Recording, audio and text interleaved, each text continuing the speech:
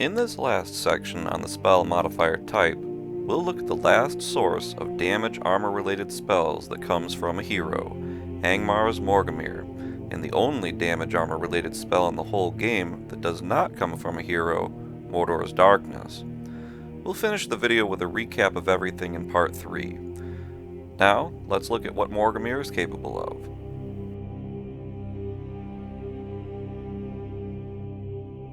According to its description, it adds 25% damage and armor to only Dark Dunedain units. As you can see, Morgomir's spell is the most specific of all spells. It works only on the Dark Dunedain swordsmen and the Dark Dunedain rangers.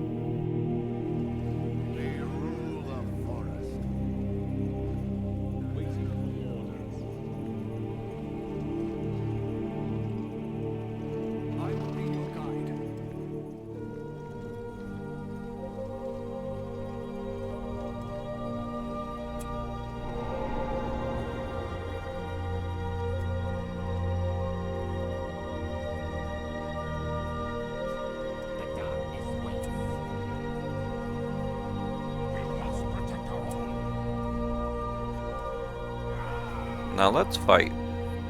Here we have the 4 battalions of Dark Dunedain, non-upgraded, level 1 against a horde of 8 battalions of fully upgraded Gondor swordsmen. 120 Gondor troops against 40. Let's see what happens.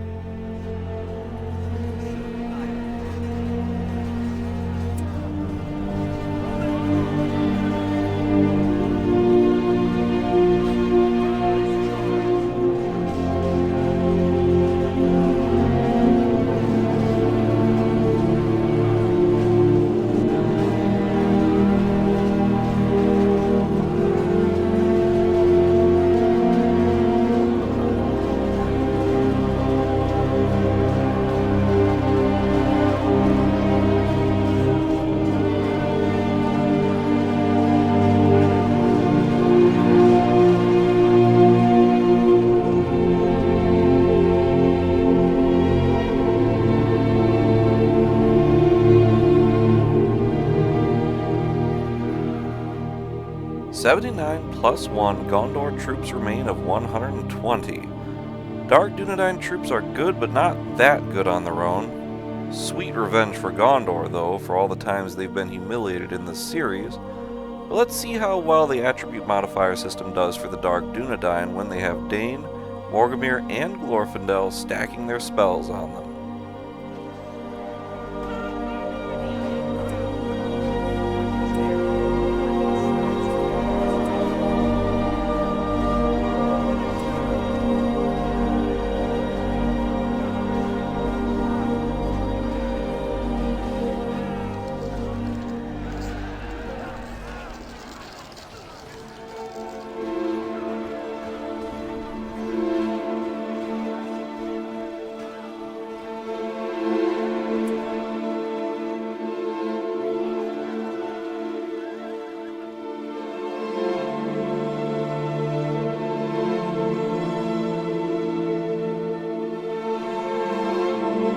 Yet another perfect victory, and yet another inexpedient combo. As you can see, spells are extremely limited in usage in the vanilla game. There is, however, one other spell worth mentioning, but it doesn't come from a hero. Mordor's Darkness spell works on any non-heroic unit in the game, but this is just another example of how it would need to be a team game with those other factions to stack. As you can see, the Darkness spell is a very powerful one that can affect all allied units across the map at the same time, and for a good deal longer than any other spell in the game. Stacking this with the few hero spells in a 4-player team game expertly coordinated could quickly spell doom for your enemies. Darkness is the only spell in the game like this which operates like a weather buff modifier type. Now let's see how well the Dark Dunedain perform when they have Morgomir, Dain, Glorfindel, Darkness, Dain's leadership, War Chant, and Frozen Land all working on them. They all stack. The Dark Dunedain will continue to be non-upgraded, but now against 240 fully upgraded Gondor troops, Let's rock and roll!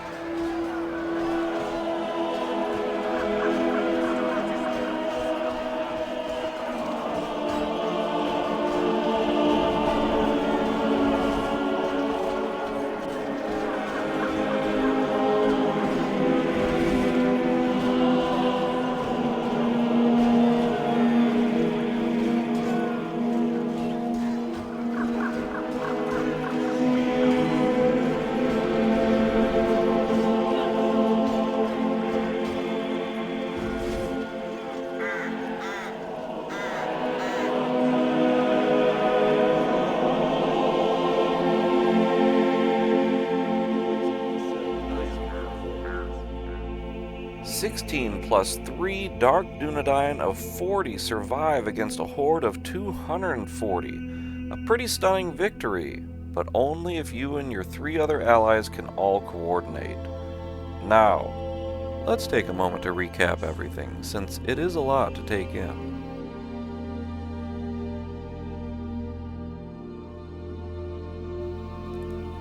These are the only sources of damage and armor boosting spells in the whole game by faction. Mordor, 1. Darkness. Dwarves, 1. Dain. Angmar, 1. Morgomir. Elves, 1. Glorfindel. Men, 1. Theoden. Goblins, 1. Darkness. Isengard, 0. These are the only max damage armor spell combos in the whole game. Cavalry, Theoden, Glorfindel, Dain, Darkness.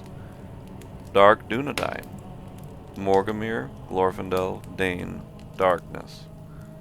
General units, Dain, Glorfindel, Darkness. Obviously, the variety, while hard to get in the first place, leaves something to be desired. As a tease for the AOTR overhaul, what does the variety of spells and spell combos look like per faction? Too many to count, and there are typically more spells and spell combos per faction than there are in the entire vanilla game. This lends players to far greater creativity and opens up a far wider range for dynamic play, especially in team games. Some important spell types and combos worth mentioning though, which are unique to AOTR and thus not in the vanilla game, are damage and armor related leaderships, buffs, spells, and debuffs, which affect structures, heroes, and heroic units. Unlike in vanilla, heroes and heroic units are not impacted by only sight, speed, or range buffs and fear effect resistance. And AOTR's structure boosts will satisfy any turtle player, especially if you're playing as Gondor, but more on that later in the series. I'll cover this in an appendix video on just structure armor buffs. But due to the sheer variety, the AOTR section won't cover them all as here. This was merely to draw attention to the severe limitation of spells in the vanilla game, which can quickly be overshadowed and outright unused altogether, especially team game spell combos. In AOTR, great detail is placed on their effective and relevant use throughout the game, but more on that later in the series. Next I'll explore the last modifier type, the dreaded debuffs.